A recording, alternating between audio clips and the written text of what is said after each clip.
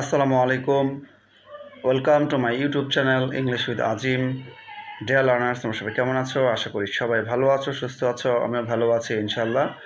বন্ধুরা, তোমাদের জন্য এখানে এই স্কুল লাইব্রেরি এই প্যারাগ্রাফটা দিয়েছি।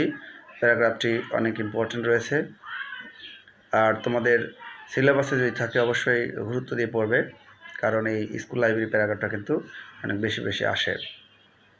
তো আমি তোমাদেরকে এই প্যারাগ্রাফের সমস্ত কিছু বোঝাই দিচ্ছি। এই school library is a collection of books on different subjects. একটি বিদ্যালয়ের গ্রন্থাগার হলো বিভিন্ন বিষয়ের উপর সংগৃহীত বইয়ের সংগ্রহ। A school library is a collection of books for the students and teachers of a school. একটি বিদ্যালয়ের গ্রন্থাগার হলো একটি বিদ্যালয়ের ছাত্রছাত্রী এবং শিক্ষকদের জন্য সংগৃহীত বইয়ের সংগ্রহ। A school library is an important part of a school. একটি বিদ্যালয়ের গ্রন্থাগার হলো একটি বিদ্যালয়ের গুরুত্বপূর্ণ অংশ। It is generally located in the school campus. এটা সাধারণত বিদ্যালয়ের প্রাঙ্গণেই অবস্থিত হয়ে থাকে। Books are beautifully arranged in almirahs or book shelves. বইগুলোকে আলমারি অথবা বইয়ের তাকে সুন্দর করে সাজানো থাকে। 2 or 3 rooms can be used as reading rooms.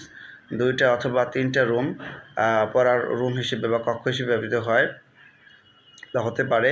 There is also an office room for the librarian. একটা কক্ষ রয়েছে লাইব্রেরিয়ানের জন্য বা গ্রন্থকারিকের জন্য। There are books of stories, poems, novels, dramas, text books, reference books ETC. সেখানে বই থাকে সাধারণত গল্প, কবিতা, উপন্যাস, নাটক, পাঠ্যপুস্তক, রেফারেন্স বুক ইত্যাদি। A school library generally opens from 9 AM to 5 PM।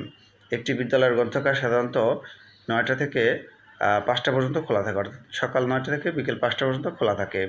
The students can read books in it. শিক্ষার্থীরা বা ছাত্রছাত্রীরা এই লাইব্রেরির ভেতরে বই পড়তে পারে। A school library is indeed a storehouse of knowledge. আচ্ছা, একটি বিদ্যালয়ের গ্রন্থাগার প্রকৃতপক্ষে বা আসলে একটি জ্ঞানের ভাণ্ডার। শিক্ষার্থী বন্ধুরা, তোমরা সবাই ভালো থাকো, সুস্থ থাকো।